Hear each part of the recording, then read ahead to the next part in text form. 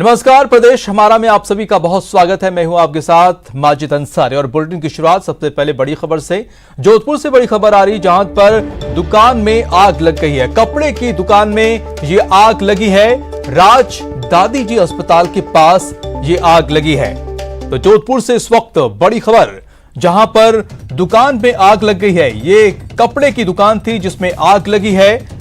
आपको बता दें कि राज दादी जी अस्पताल के पास ये दुकान थी जहां पर आग लगी है। आग की तस्वीरें भी आपके टीवी स्क्रीन पर देख सकते हैं। आग को बुझाने की कोशिश की जा रही है, जहां पर फायर ब्रिगेड की टीम पहुंच चुकी है और देख सकते हैं दूर तक इसकी लपटें देखी जा सकती हैं। कपड़े की दुकान थी जहां पर आग लगी है।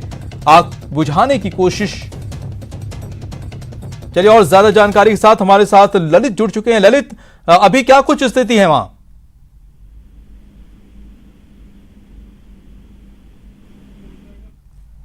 ललित, मेरी आवाज जा रही है आपको?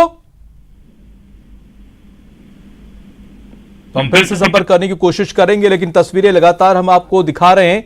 आग बुझाने की कोशिश की जा रही है। कपड़े की दुकान में ये आग लगी है।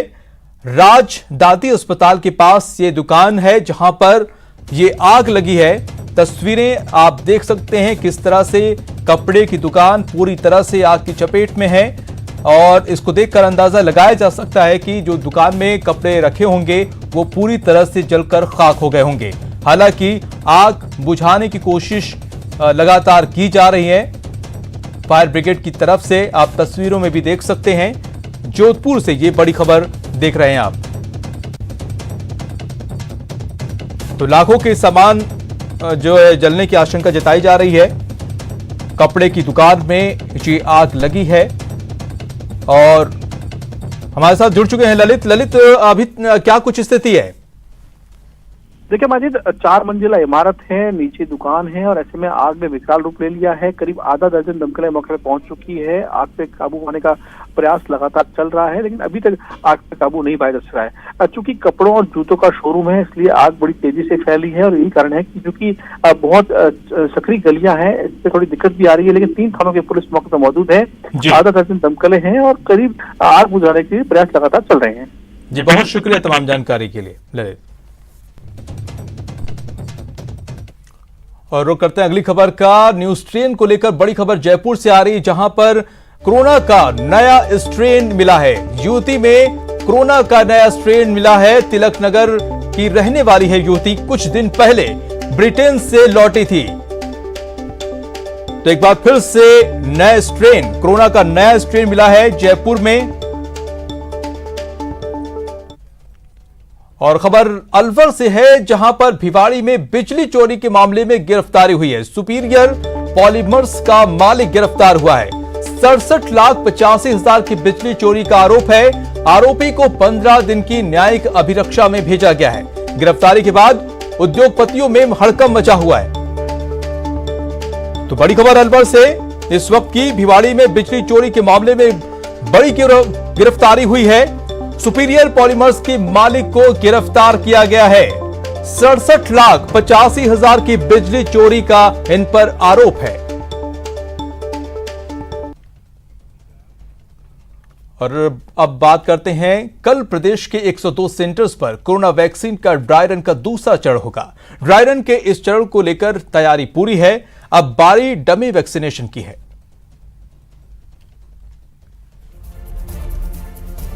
मरुधरा में dry run 2.0, dummy vaccination full on action.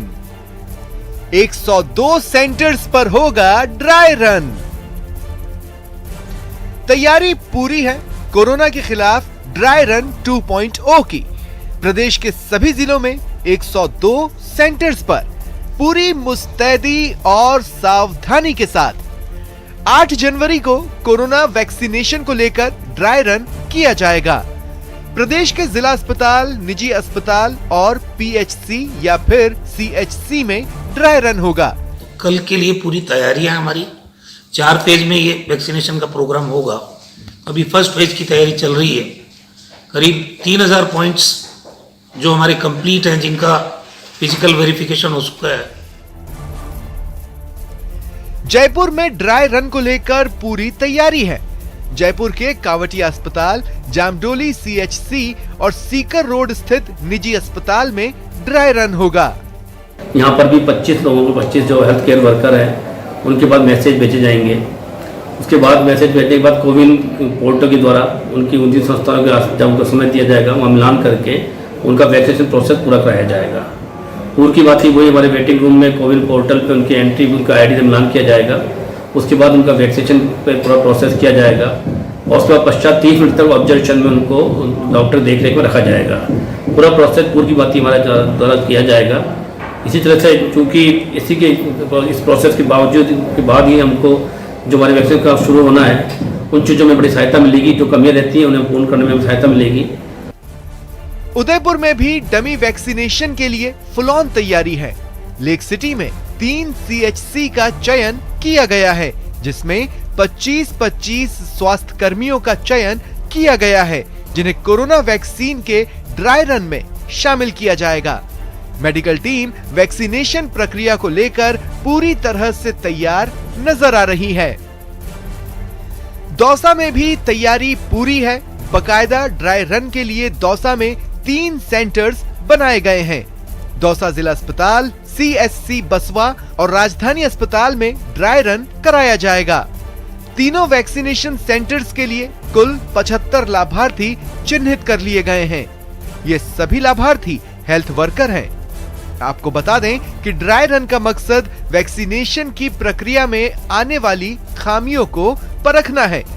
Vaccination के इस ड्राई रन में वास्तविक वैक्सीन का इस्तेमाल नहीं किया गया, बल्कि इससे जुड़ी पूरी प्रक्रियाओं का वास्तविक आधार पर परीक्षण किया गया। Bureau report, news 18 network.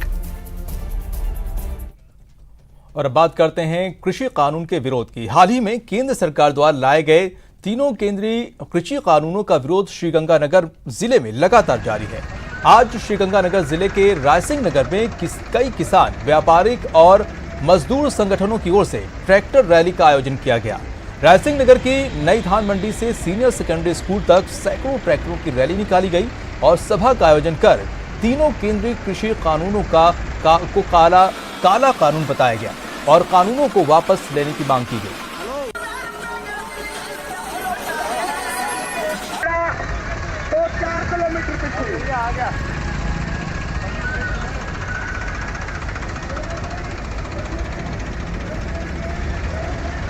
ये जो ऊपर के चंद ऑफिसर होते हैं, जो मोदी कैबिनेट के ऊपर वाले, चाहे वो कांग्रेस के हो चाहे वो मोदी के, जितने भी अफसर होते हैं ये कानून बनाते हैं।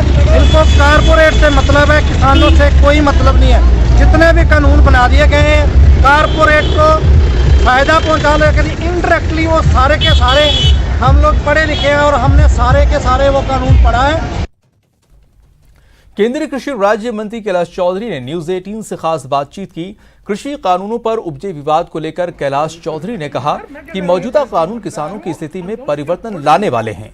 आजादी के बाद से अब तक किसानों का भला नहीं हुआ। नए कानूनों से किसान आत्मनिर्भर बनेंगे। शुक्रवार को सरकार और किसानों के बीच होने वाली 9वें दौर की बातचीत को लेकर कहा कि अगली बातचीत में समाधान जरूर निकलेगा।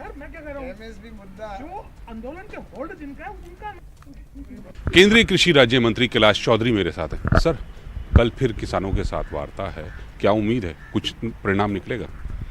कृषि सुधार कानून जो बने, निश्चित रूप से ये आने वाले समय में किसानों के जीवन में परिवर्तन करने वाले होंगे। वैसे तो 73 साल हो गए भारत आज़ाद हुए। पुराने कानून से अगर किसान का भला हो गया होता तो इतने समय था ही वो कानून, और ये कानून है निश्चित रूप से आने वाले समय में ये किसानों के जीवन के अंदर परिवर्तन करने वाले होंगे, किसान को आत्मनिर्भर बनाने वाले होंगे। तो इस दृष्टि से लगातार हमारी 9 दौर की बैठक हो चुकी है और किसानों से हमारी वार्ता हो रही है और किसानों से वार्ता सौहार्दपूर्ण वातावरण के अंदर हो रही है। और निश्चित रूप से हमें विश्वास है कि कल जो वार्ता होगी उसके अंदर भी किसानों से जब वार्ता होगी तो एक समाधान की ओर हम बढ़ेंगे और निश्चित रूप से बातचीत से ही हल निकलेगा। तो बातचीत का दौर जारी है और निश्चित रूप से हमें आशा है कि कल जो ये गतिरोध है वो ख़त्म हो जाएगा। तो कैलाश चौधरी साहब कह रहे हैं कि सरकार किसानों से बातचीत लगातार कर रही है और कल की जो बातचीत है उसके सार्थक परिणाम निकलेंगे। साथ ही उन्होंने साफ कर दिया कि सरकार किसी तरह के दबाव में भी नहीं है। कैमरामैन योगेंद्र के साथ नई दिल्ली से अशरफ काजमी, न्यूज़ 18। रुक करते हैं अगली खबर का। भीलवाड़ा के सहाड़ा विधानसभा उपचुनाव और नगरीय चुनाव को लेकर बीजेपी का प्रदेश से लेकर ब्लॉक स्तर तक का संगठन सक्रिय हो गया है। विधानसभा उपचुनाव के बीजेपी प्रभारी बने सांसद सीपी जोशी भी अब एक सप्ताह के भीलवाड़ा प्रवास पर आ गए हैं। जोशी ने जिला कार्यालय में जिला कार्यकारिणी के साथ हारे जीते सभी विधानसभाओं के प्रत्याशियों के साथ मैराथन बैठक की, जिसमें उन्होंने चुनाव प्रचार के साथ कई विषयों पर कार्यकर्ताओं से चर्चा की। आज की बैठक का मुख्य प्रयोजन हमारे पार्टी के आने वाले कार्यक्रम और आने वाले चुनाव, इन दोनों प्रयोजन को लेकर आज की इस जिला बैठक का आयोजन किया गया है। मुख्य रूप से हमारा नव मतदाता सम्मान समारोह और इसके बाद पार्टी के जो अनवरत कार्यक्रम प्रदेश और केंद्र द्वारा भेजे जाते हैं, उन कार्यक्रमों को नीचे तक करवाना। वहीं प्रदेश कांग्रेस कमेटी में प्रदेश महासचिव बनने के बाद मंडावा विधायक रीटा चौधरी पहली बार झुंझुनू पहुंची, जहां उनका जगह जगह स्वागत किया गया। रीटा चौधरी ने कहा कि पार्टी के केंद्रीय नेतृत्व और प्रदेश अध्यक्ष गोविंद सिंह डोटासरा ने जो जिम्मेदारी सौंपी है, जो विश्वास जताया है, उस पर खरा उतरा जाएगा। प्रदेश महासचिव बनने के बाद रीटा चौधरी ने न्यूज़ 18 संवाददाता इम्तियाज भाटी से खास बातचीत की। प्रदेश कांग्रेस कमेटी के लिए काफ़ी लंबे समय से इंतज़ार चल रहा था और उसकी घोषणा भी हो गई है और झुंझुनू से 2 लोगों को मौका मिला है। झुंझुनू को 2 विधायकों को डॉक्टर जितेंद्र सिंह को उपाध्यक्ष बनाया गया है और मंडावा विधायक रीटा चौधरी को महासचिव बनाया गया है। इसलिए झुंझुनू के लिए दोहरी खुशी है। आज रीटा चौधरी अपने गृह जिले में है और उनका काफ़ी यहाँ पर स्वागत हुआ है। इतनी बड़ी जिम्मेदारी लेकर यहाँ पहुँची है। विधायक जी, बताइए कि आपको इतनी बड़ी जिम्मेदारी मिली है, इस जिम्मेदारी के लिए काफ़ी खुशी है, अभी यहाँ पर स्वागत भी किया गया है। निश्चित तौर पर संगठन में काम करने का दूसरी बार मुझे मौका मिला है। मैं महिला कांग्रेस की भी महासचिव रही हुई हूँ राजस्थान की, अपने पिताजी रामनारायण चौधरी जी के टाइम पर, और मुझे ये अपने मेन कांग्रेस के अंदर जो मुझे जिम्मेदारी दी है, निश्चित तौर पे मन में खुशी भी है, कुछ लोगों को आशंकाएं भी हैं, लेकिन मैं समझती हूँ कि जो जिम्मेदारी मुझे हमारी अध्यक्षा ने, सोनिया जी ने, राहुल जी ने, हमारे सीएम साहब ने और हमारे प्रदेश अध्यक्ष ने मुझे दी है, मैं पूरी ईमानदारी से उसका निर्वहन करने की कोशिश करूँ। और अगली खबर टोंक से, जहां सवाई माधोपुर सांसद सुखबीर सिंह जौनापुरिया संसदीय क्षेत्र के दौरे पर रहे। इस दौरान उन्होंने कलेक्ट्रेट सभागार में जिला विकास समन्वय समिति और निगरानी समिति के साथ बैठक की। बैठक में सांसद ने केंद्र सरकार की ओर से चलाए जा रहे विभिन्न विकास योजनाओं के बारे में जानकारी ली। बैठक में जिला कलेक्ट्रेट राजेंद्र किशन समेत कई विभाग के अधिकारी मौजूद रहे। बैठक के बाद सांसद जौनापुरिया ने कलेक्ट्रेट परिसर में ही जनसुनवाई की। इस दौरान दर्जनों फरियादियों ने सांसद के समक्ष अपनी समस्याओं को रखा। इस हिसाब से सभी योजनाओं पर डिस्कशन हुआ है। सारी योजना की है कि जो प्रधानमंत्री आवास योजना है उसका हमने कलेक्टर साहब से बात की है कि जो भी सवाई चक में लोग बसे हुए हैं उनको प्रॉपर पट्टा दे के और उनकी ज़मीन एक्सचेंज करके उनको बना दी जाए। कभी हज़ारों मकान इस हिसाब में हैं। अभी दिक्कत आ रही थी कि यहाँ पर डीएफओ बनाया था कि वहाँ पर कुछ ऐसे हैं कि 580 मीटर के अंदर में आ रहे हैं और गरीबों को मकान बनने हैं, तो करीब 1300 मकान बनने, उनकी स्वीकृति दिला दी, उनसे कह दिया 500 मीटर के अंदर में। रिश्तों के कत्ल की हैरत अंगेज दास्तां कोटा से है। यहां जमीन के चंद टुकड़ों के लिए एक भाई ने अपने भाई का कत्ल कर दिया। रिश्तों के कत्ल की सनसनीखेज वारदात। गुजर परिवार रहता है। सगे भाई ने अपने सगे भाई को मरवाने के लिए अपने दोस्त से मदद ली। सुपारी किलर्स को दिए 50,000 रुपए। 2,50,000 रुपए में की बात से प्रारंभ हुआ और मात्र 50,000 रुपए में जो ये सुपारी किलर्स थे उन्होंने इस हत्या को अंजाम देना। 1 जान और 6 कातिल। 6 आदमी थे, मैं एक सगे भाई के, और ये उस खेत पे शाम को इकट्ठे हो गए। पहली कोशिश में नाकाम रहे कातिल। संभवतः यही इन्होंने किया, लेकिन वो मरा नहीं, पत्थर के लगने से घायल हो गया। उस घायल अवस्था में वो कुएं से बाहर। दूसरी कोशिश में कर दिया मर्डर। उन्होंने उसको, चूंकि ये खेतों में थे, सर में लठकी मारी और एक चोट जो पत्थर की सर में लगी हुई थी, और इनके संघर्ष के बाद उसका देहांत होता है और फिर इन्होंने इसको वापस उसी कुएं में फेंक दिया। एक चादर में लिपटी हुई ये डेड बॉडी सत्यनारायण की है, उस सत्यनारायण की जिसे उसके भाई ने ही मौत के घाट उतार दिया। जानते हैं क्यों? क्योंकि कमल 5 बीघा की जमीन में अपने भाई को हिस्सा नहीं देना चाहता था। बस फिर क्या, कमल ने एक मर्डर प्लान तैयार किया और उसमें अपने साथी विष्णु के साथ मिलकर सुपारी किलर से संपर्क साधा। 2.5 लाख में जिंदगी छीनने का सौदा आखिरकार 50,000 में तय हुआ। जो खेत में मोटर लगी हुई थी उसका नोजल वोजल निकाल दिया ताकि जब ये शाम को पानी पिलाने के लिए 6-7 बजे खेत पे आएगा जो मृतक था, तो वो चलेगी नहीं मोटर, तो ठीक करने के लिए वो कुएं में उतरेगा, और कुएं में उतरेगा तो ये ऊपर से कोई पत्थर वत्थर उसके सर पे मार देंगे, वो मर जाएगा और एक्सीडेंट जैसा कुछ प्रतीत होगा कि पैर फिसल गया। संभवतः यही इन्होंने किया। सत्यनारायण जब कुएं के अंदर घुसा तो प्लान के मुताबिक सभी 6 आरोपियों ने उस पर पत्थर से हमला कर दिया। उसकी किस्मत अच्छी रही, लेकिन यह खुशकिस्मती ज्यादा देर तक बरकरार रहने वाली नहीं थी। घायल हालत में कुएं से बाहर निकलते ही उसके सिर पर लाठी से हमला कर दिया गया, जिससे मौके पर ही उसकी मौत हो गई। इस हत्याकांड में आरोपी भाई समेत कुल 4 आरोपियों को गिरफ्तार किया गया है, जबकि 2 आरोपी अब भी पुलिस गिरफ्त से बाहर हैं। न्यूज़ 18 राजस्थान के लिए कोटा से ओम प्रकाश की रिपोर्ट। जगदीश चंद्र शर्मा ने अजमेर एसपी का पद संभाल लिया है। झुंझुनू से ट्रांसफर होकर आए एसपी इससे पहले साल 2007 में अतिरिक्त पुलिस अधीक्षक पद पर अजमेर में तैनात रह चुके हैं। पदभार ग्रहण करने के बाद पत्रकारों से बातचीत में उन्होंने कहा कि अपराध नियंत्रण और कानून व्यवस्था बनाए रखना प्राथमिकता होगी।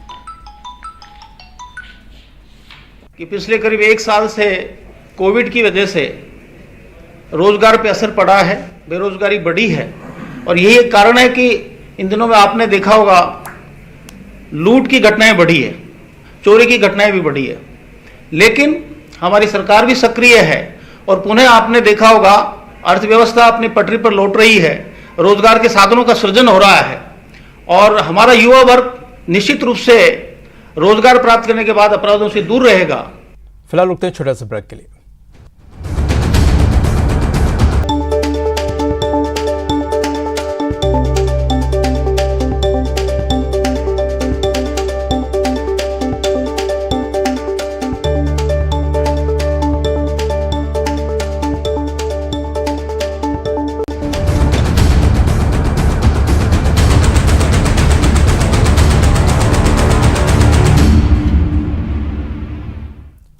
ब्रेक के बाद आपका स्वागत है। बच्चे अक्सर वो कर गुजरते हैं जो बड़े सोच भी नहीं पाते। उनका दिमाग, उनका जज्बा, उनका हौसला चट्टान सा मजबूत और पहाड़ जितना ऊंचा होता है। इसी हौसले को सलाम करने न्यूज़ 18 लेकर आ रहा है टीवी का एक अनोखा show Byju's young genius. Byju's young genius में देश देखेगा उन बच्चों को जिनकी उम्र भले ही कच्ची हो लेकिन हुनर पक्का है, जिनकी उम्र भले ही कम हो लेकिन कद बड़ा है। किसी भी शहर, कस्बे या महानगर में रहने वाले ये बच्चे अपने दिमाग से, अंदाज से दुनिया को दंग कर दें।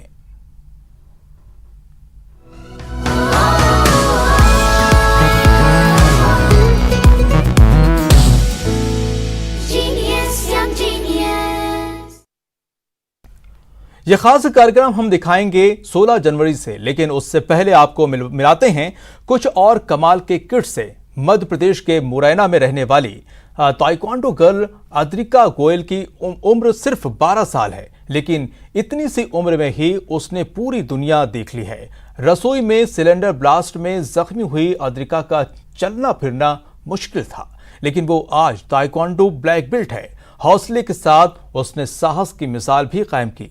दंगाइयों से घिरी ट्रेन की यात्रियों तक खाना पानी पहुंचाने पर उसे राष्ट्रपति का वीरता पुरस्कार मिला है।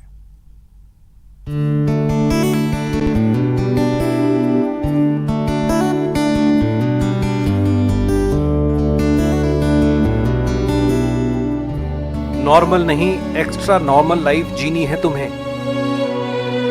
अपने पिता की ये बात दर्द से करा रही अद्रिका का मरहम बन गई। किचन में सिलेंडर फटने से अद्रिका और उसकी मां बुरी तरह झुलस गए थे। डॉक्टरों को डर था कि शायद अद्रिका चल न पाए। पिता ने पैरों की एक्सरसाइज के लिए ताइक्वांडो सीखने को कहा।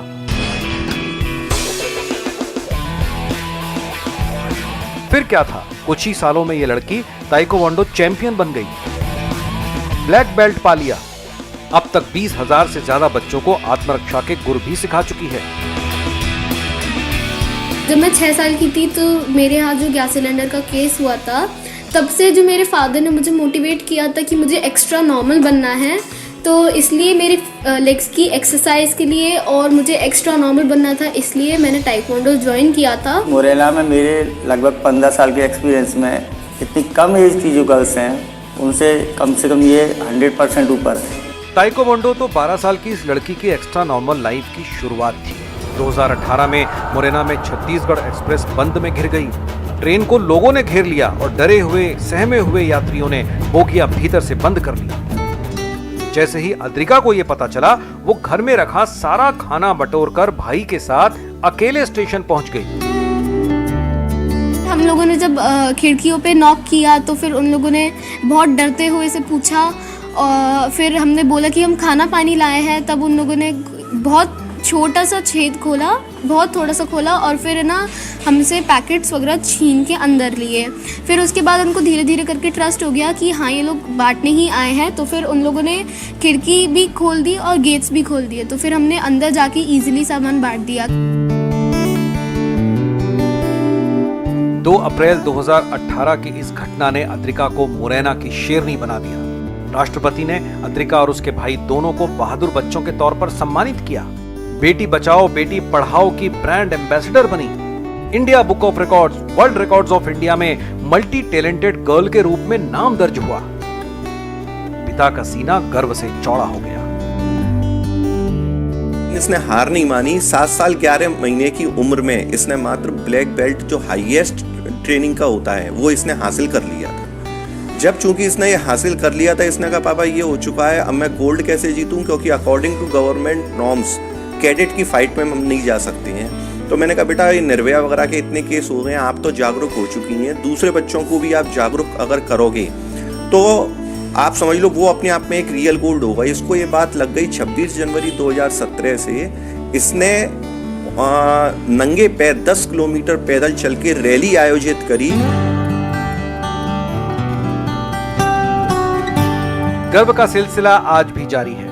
जब लॉकडाउन के दौरान अद्रिका और उसके भाई ने मुरैना से गुजर रहे मजदूरों को खाना पानी बांटा।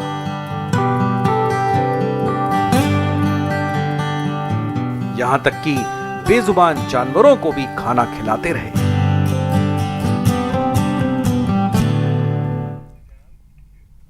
ये किड्स वाकई कमाल के हैं। ऐसे न जाने कितने और जीनियस बच्चे हमारे आसपास मौजूद हैं। 16 जनवरी से न्यूज 18 लेकर आ रहा है ऐसे ही अनोखे बच्चों का दंग करने वाला जुनून, दिमाग और हौसला, और बड़ी हस्तियों के साथ उनकी जुगलबंदी देखिए Byju's young genius. News 18 Rajasthan पर हर शनिवार शाम 7:30 बजे और रविवार दोपहर 12:30 बजे।